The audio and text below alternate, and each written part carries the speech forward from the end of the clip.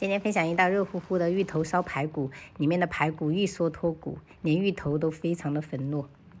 選排骨盡量選擇這種肋排哈，但是我們這邊的商家都會加一點點那個龍骨，所以還好了。給它泡了2個小時，把這個排骨淘洗乾淨哈，一定要控乾水分。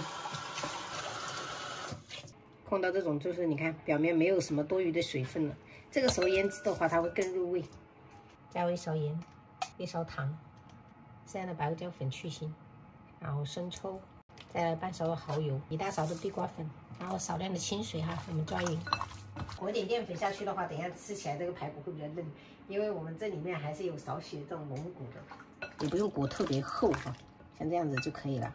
最後我們就封一點食用油，徹底抓勻，給它醃制個15分鐘。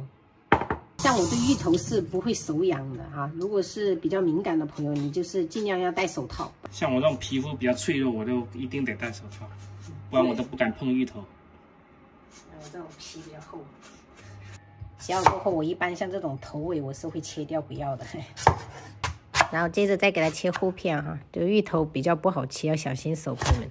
然後再给它切成這種細條。今天就做1個哈，然後剩下的這些我們切塊了過後，就用包裝袋給它封起來，然後放冰箱冷凍，朋友們，這樣子才不會壞。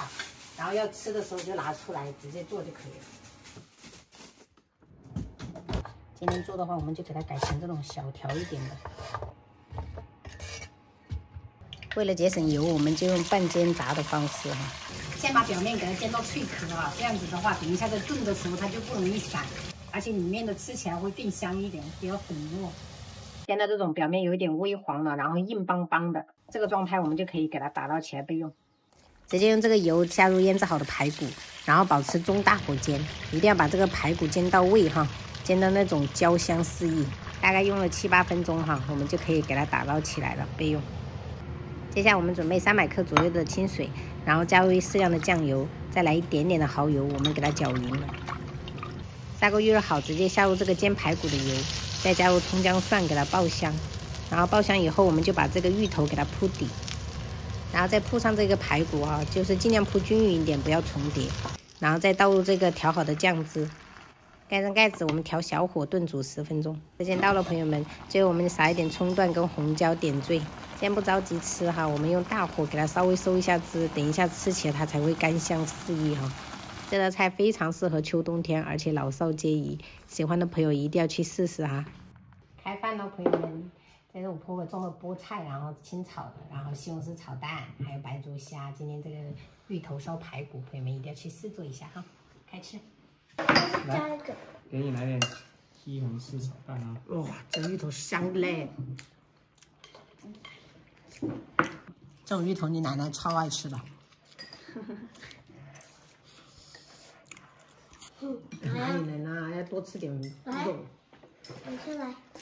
好香。像這種芋頭就是用來做甜品，那種西米露應該也很好吃。哦，對。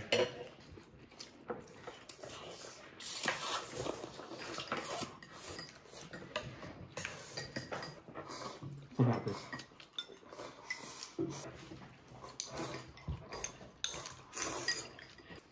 晚上給你們炒飯，所以中午煮的多一點。